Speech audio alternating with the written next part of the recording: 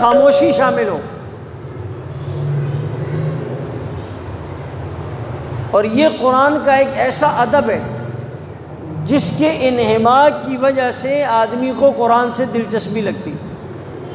اسی آیت کے ذیل میں مفتی شفیع صاحب رحمہ اللہ نے لکھا ہے، اللہ کے رسول صلی اللہ علیہ وسلم نے ایک جگہ رات کو پڑاؤ ڈالا، خیمے لگے ہوئے تھے. ان خیموں میں آپ صلی اللہ علیہ وسلم کے ساتھ اشعری قبیلے کے کچھ لوگ تھے. اب اشعری قبیلے کے جو لوگ ہیں ان کو اللہ نے آواز کا بڑا حسن عطا کیا تھا. اللہ کے رسول فرمانے لگے ان کے خیموں سے آنے والی تلاوت کی آواز نے مجھے ان کے خیموں تک پہنچایا، حالانکہ دن کے وقت میں کبھی ان کے خیمے کی طرف گیا بھی نہیں تھا. خاموشی اتنی ضروری چیز ہے قرآن کریم کو سننے کے لیے، سمجھنے کے لیے. شور و غل اس قرآن کریم کو سمجھنے کے لیے درمیان میں حائل ہوتا ہے. اور مفسرین نے اس میں بہت سارے مسائل بھی لکھے. مثلا امام صاحب نماز پڑھا رہا ہے اور وہ نماز کے دوران جب قرات کرتا ہے تو اسی آیت کے ذیل میں علماء نے لکھا ہے کہ مقتدی کے لیے خاموش ہونا ضروری ہے. مقتدی کے لیے کچھ جذباتی مقتدی بھی ہوتی، پیچھے سے الحمدللہ رب العالمین کہتے ہیں سورہ فاتحہ امام کے پیچھے پڑھو، سورہ فاتحہ باقی قرات تھوڑا پیو درے دا، سورہ فاتحہ پڑھ لو اور باقی جب کرنی ہے تو باقی بھی امام کے پیچھے قرات کرو نا. کہتے ہیں حدیث میں آتا ہے، کس میں آتا ہے؟ حدیث پڑھتے ہیں لا صلاۃ لمن لم یقرأ بفاتحۃ الکتاب. ماشاءاللہ حدیث پڑھنا تو آپ کو آ گئی، لیکن ہم آپ سے یہ پوچھتے ہیں یہ حدیث کس موقع کی ہے؟ کہتے ہیں لا صلاۃ اس کی نماز نہیں ہوتی. حدیث کے الفاظ ہیں لمن لم یقرأ بفاتحۃ الکتاب، جو اپنی نماز میں سورہ فاتحہ نہ پڑھے. بھئی ایک اللہ کے رسول کا عمومی جملہ ہے، ظاہر سی بات ہے آپ نوافل پڑھ رہے ہیں، فرض پڑھ رہے ہیں، اگر سورہ فاتحہ نہ پڑھیں تو نماز ہو جائے گی؟ ہم کہتے ہیں محترم ادھورا علم مت جاڑو، آپ ہمیں یہ بتاؤ حدیث میں یہ الفاظ دکھاؤ کہ اللہ کے رسول نے فرمایا ہو کہ مقتدی جب امام کے پیچھے کھڑا ہو اور وہ سورہ فاتحہ نہ پڑھے تو اس کی نماز نہیں ہوتی. یہ لفظ دکھاؤ، مقتدی کا لفظ ہمیں حدیث میں دکھاؤ. ایسا اس کا وضو ٹوٹے گا، ایسا آپ کو جاتا ہوا نظر آئے گا کہ دوبارہ سامنے بھی نہیں آئے گا. بھئی لفظ دکھاؤ، لفظ مقتدی کا لفظ دکھاؤ حدیث میں. ہم آپ کے پیچھے چلنے کے لیے تیار ہیں. امت کو گمراہ کیا ہوا ہے. ابھی مغرب سے پہلے مجھے ایک ساتھی کا فون آیا بکرا پیڑی سے، عالم ہے، کہا جی ہماری مسجد کا ایک نمازی تھا، وہ ابھی بھی ہے گجری میں ڈیفنس کے کسی علاقے میں ٹیوشن پڑھنے جاتا ہے، نوجوان لڑکا ہے، اور جب سے وہ وہاں جانے لگا ہے اس کے بعد ابھی کچھ عرصہ ہوا ہے اس نے رفع دین شروع کر دیا ہے، نماز میں رفع دین، اور باقی مسائل میں بھی ہم سے اختلاف کرتا ہے. تو ہمیں اس کو بات سمجھانے کا طریقہ سمجھ میں نہیں آ رہا. تو میں نے کہا آپ اس کو کسی دن لے آؤ، ہم انشاءاللہ اس کو 250 پاور سے شروع کریں گے، 250 پھر 500 پھر 1000، جو گولی اس کی سیٹ ہو گئی تو وہاں انشاءاللہ اس کی طبیعت سیٹ ہو جائے گی. یہ اس مسئلے کو سمجھو. ایک آدمی ساری زندگی امام کے پیچھے نماز پڑھتا رہا، وہ اس کو اپنا مسئلہ نہیں سمجھا سکا، 2 دن ٹیوشن سینٹر میں گیا، اس نے اس کو اپنا قائل کر دیا. یہ ہماری محنت کا حال ہے. بس اب وہ انہی کے گنگار ہیں. جمعہ 2 دن جنہوں نے ذہن سازی کی وہ ان کا ہو گیا، ساری زندگی ہمارے پیچھے نماز پڑھی، ہم اس کو اپنا موقف نہیں سمجھا سکے. تو آپ کو بھی بہت سارے ملیں گے کہیں گے امام کے پیچھے سورہ فاتحہ کیا کرنی ہے بھائی؟ پڑھنی چاہیے. تو آپ نے ایک لفظ یاد رکھنا ہے. کہا جی ماشاءاللہ محترم آپ کہتے ہو حدیث میں آتا ہے، حدیث میں لفظ مقتدی دکھاؤ. اس کا باپ بھی نہیں دکھا سکتا. یہ لفظ دکھاؤ حدیث میں مقتدی کا لفظ ہو، اللہ کے رسول نے فرمایا ہو ایسا شخص جو امام کے پیچھے نماز پڑھ رہا ہو اس کو سورہ فاتحہ پڑھنا ضروری ہے. حدیث تو ہم بھی مانتے ہیں، حدیث ہے. میں علمی بحث آپ کے ساتھ کر نہیں رہا، نہ آپ کو سمجھا رہا ہوں کہ یہاں لفظ من ہے وہ عموم کے لیے خصوص کے لیے نہیں. اتنی سی بات یاد رکھنی ہے کہ کہ محترم آپ ہمیں کیا دکھاؤ بھائی، کس کا لفظ دکھاؤ، مقتدی۔ بس ایک جماعت وہاڑی گئی، مولانا نذیر صاحب ہیں وہاڑی میں، وہ بڑے اچھے مناظر ہیں، تو جماعت وہاڑی کی کسی مسجد میں گئی، وہ مسجد ان حضرات کی تھی جو نماز میں اٹھک بیٹھک کرتے رہتے ہیں، ہر وقت چھلانگے لگا رہے ہیں۔ تو وہ مولوی صاحب نا ان کو کہنے لگا تم ریونڈ سے آئے ہو، تم لوگوں کی نماز صحیح کرنے کے لیے آئے ہو، تمہاری اپنی نماز صحیح نہیں ہے۔ جماعت والوں کو کیا کہا، تمہاری اپنی نماز صحیح نہیں، تم اپنی نماز صحیح کرو پھر دوسروں کو سکھاؤ۔ انہوں نے کہا اچھا ہم مشورہ کر لیتے ہیں، پھر مشورے میں آپ کو بتا دیتے ہیں۔ یہ تبلیغ والوں کا مشورہ بھی بڑا خطرناک ہوتا ہے، اس میں جو طے ہو جائے نا پھر اس کی خیر۔ ایک امیر صاحب کی لگی ٹھکائی، کیا ہوا، بعد میں امیر صاحب نے کہا یہ آپ نے ہمارے ساتھ کیا کیا، بولا بس مشورے میں طے ہو گیا، مشورے میں، یہ مشورے میں جو طے ہو جائے نا بس پھر وہ ہو کر رہتا ہے، کیا خیال ہے۔ تو وہ اب امیر صاحب نے کہا ہم بس میں مشورہ کر کے پھر آپ کو بتا دیں گے۔ انہوں نے مشورہ کیا، امیر جماعت کا ہمیشہ سمجھدار آدمی ہو، امیر صاحب جذباتی ہوگا تو جماعت کبھی آگے، امیر صاحب کہہ دینا تم اگر شیر ہو تو ہم سوا شیر ہیں تو پھر چھتر ہی کھانے پڑیں گے۔ امیر صاحب سمجھدار سیاںا زیرک قسم کا آدمی ہو تو وہ جماعت ہمیشہ اپنی کامیابی لے کر نکلتی۔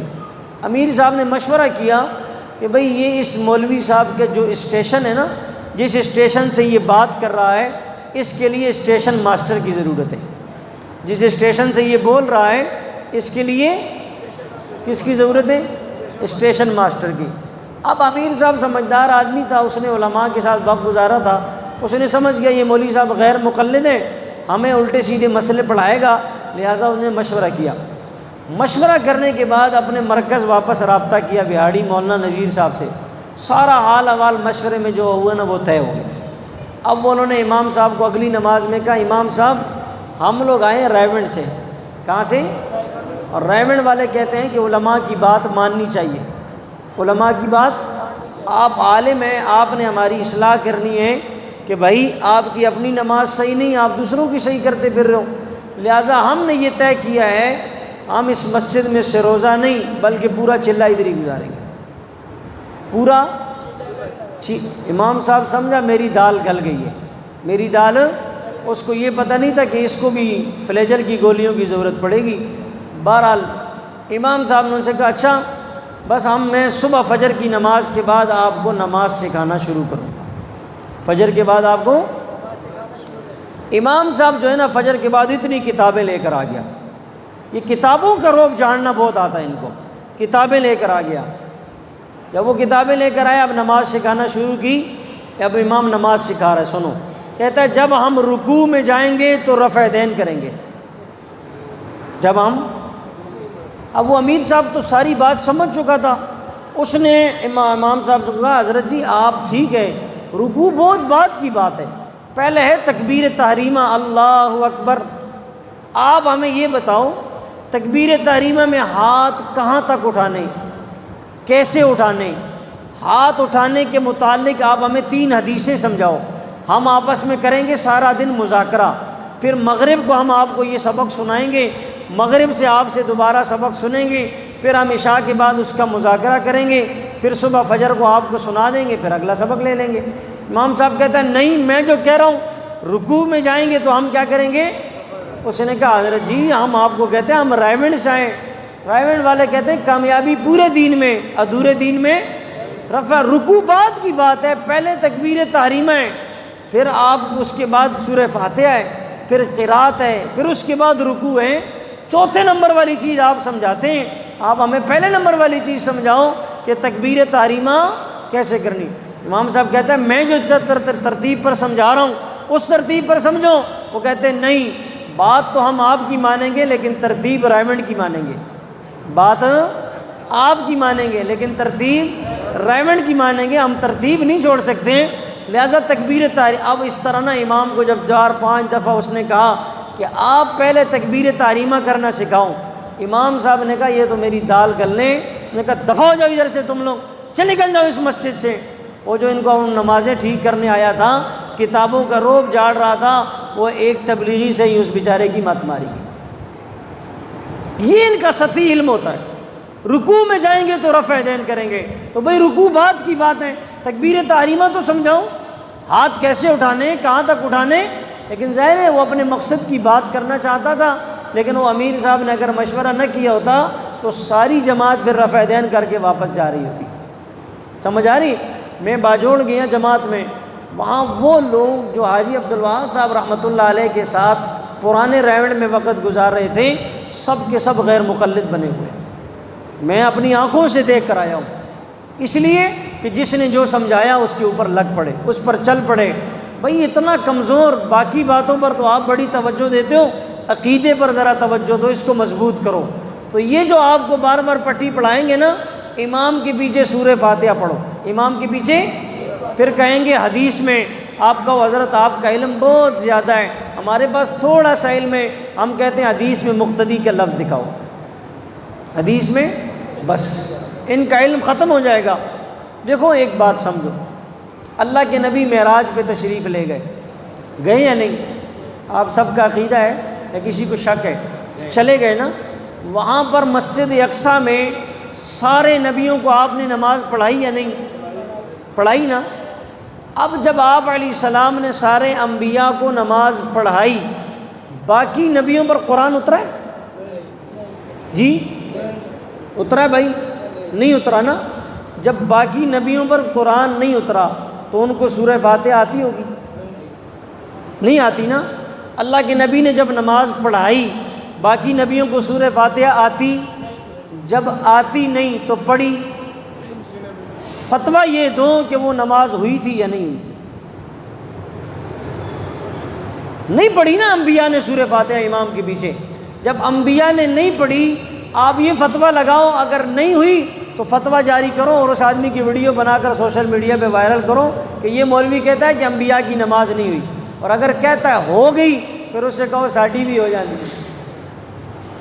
دو باتیں کرے گا، نہ والی بات تو مر کے بھی کر سکتا نہیں ہے، یا تو دار اسلام سے نکلے گا، ہاں والی بات کرے گا تو اس سے کہو جب نبیوں کی ہو گئی تو پھر ہماری بھی ہو جاتی، جب نبیوں کی ہوتی ہے تو پھر ہماری بھی ہو جاتی ہیں۔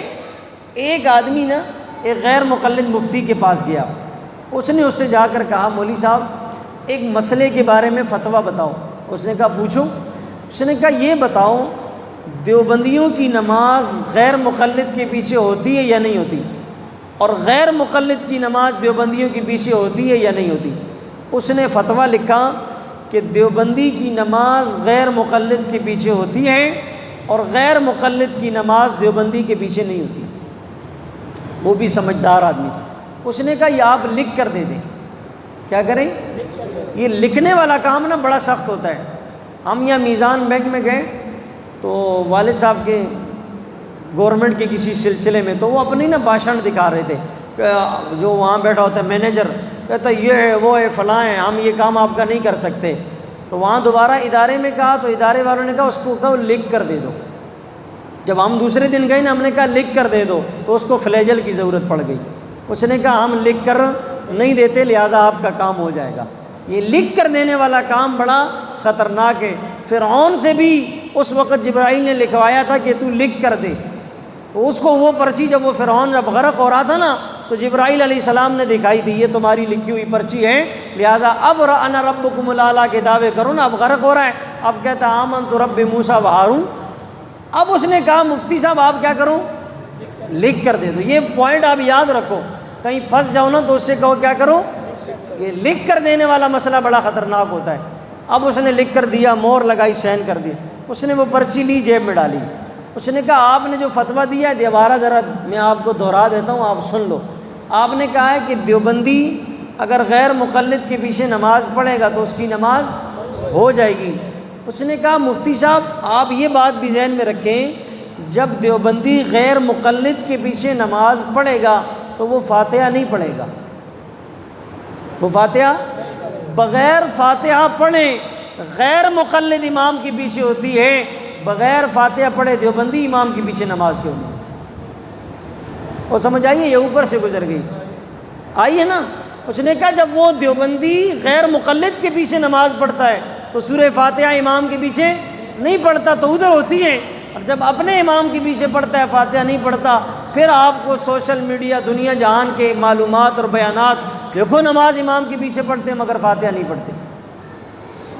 اس نے اس کو پکڑا، اس سے پرچی لینے کی وہ کوشش، اس نے کہا نہیں یہ تو فتویٰ ہے، فتویٰ تو لوگوں کو بتایا جائے گا، لہٰذا مکر اور چیز ہوتا ہے اور علم قرآن کہتا ہے فاستمعوا، جب قرآن بیان کیا جائے، قرآن پڑھا جائے تو اس وقت غور سے سنو اور ساتھ میں۔ اچھا یہاں ہمارے یہاں بڑا عجیب ڈرامہ ہے، دودھ والے کی دکان پر، بیکری کی دکان پر سارا دن مائیں، کنجر خانے اور سارا دن گانے، صبح سویرے دکان کھلتے ہی شیخ سدیس یاسین، صبح دکان کھلتے ہی یاسین، اور شام کو جب جیسے ہی 10 بجے کے بعد شیطان آن سی اتھے سوم جا۔ یہ عجیب مکر ہے۔ پھر تلاوت ادھر لگی ہوئی ہے ٹیپ میں، ریکارڈنگ میں، سی ڈی میں، موبائل میں، اور ادھر یہ دودھ دے رہے ہیں اور شور شرابہ، واہیات، بکواسات، ایک دوسرے کے ساتھ باتیں۔ یہ قرآن کس کے لیے لگایا آپ نے؟ صبح صبح بسوں والے یاسین الرحمن اور سارا دن پھر شیطان۔ ہاں صبح سویرے ٹیپ چلائیں گے، سمجھیں گے برکت ہو گئی۔ اب کیا ہو گئی؟ برکت ہو گئی۔ 10 بجیں گے، ادھر سے فون آئے گا شیطان مالا و مالی، کہتے ہیں وہ تلاوت سن رہی ہے اور مجھے آنے کی اجازت ہے؟ کہتے ہیں ہاں جی آپ آئیں نا، ہم تو آپ کے انتظار میں بیٹھے ہوئے ہیں۔ صبح صبح یاسین الرحمن اور 10 بجے کے بعد پھر لگا دیتے ہیں شیطان۔ کیا عجیب منطق ہے، سمجھ سے بالا تر ہے۔ درزیوں نے بھی لگایا تو صبح صبح یہ قرآن پڑھتے نہیں ہیں۔ اب آج کل آپ دیکھو ایک نیا رواج بن چکا ہے، یاسین بنا کر گھر میں لٹکا دیے، آیت الکرسی لکھوا کر گھر میں کیا کیے؟ لٹکا۔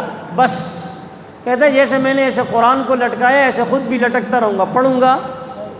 لکھنے کے رکھی ہوئی چیز کی برکت ضرور ہوگی، لیکن برکت پڑھنے سے ہوگی، رحمت پڑھنے سے آئے گی۔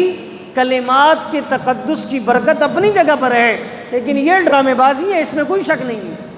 فریم لگائے ہوئے ہیں، لٹکائے ہوئے ہیں، برکت ہے، لیکن وہ برکت جو قرآن پڑھنے سے آئے گی وہ یہ فریم والی برکت نہیں آ سکتی۔ گاڑی کے اوپر لکھا ہوا ہے ماشاءاللہ ھذا من فضل ربی، اور اندر کنجریاں نچا رہے ہیں گاڑی کے اندر، LCD کے اندر ننگے گانے لگائے ہوئے ہیں اور اوپر قرآن کی آیت لکھے ہوئے فَبِأَيِّ آلَاءِ رَبِّكُمَا تُكَذِّبَانِ، شیشے کے اوپر لکھا ہوا ہے، اندر وہ لٹک رہا ہے، اس کے اندر آیت الکرسی، 4 کل لگائے ہوئے ہیں اور نیچے LCD میں گندی لڑکیوں کے ناچ لگائے ہوئے ہیں۔ ماشاء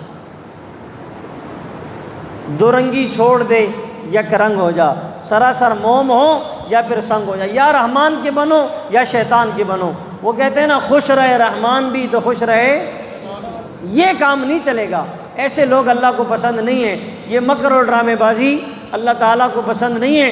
فرمایا اگر تم نے یہ 2 کام کیے، قرآن کو غور سے سنا اور خاموشی سے، لعلکم ترحمون، اللہ تمہارے اوپر اپنا رحم فرمائیں گے۔ اللہ ہمیں قرآن سمجھنے کی دے۔ اللہم ربنا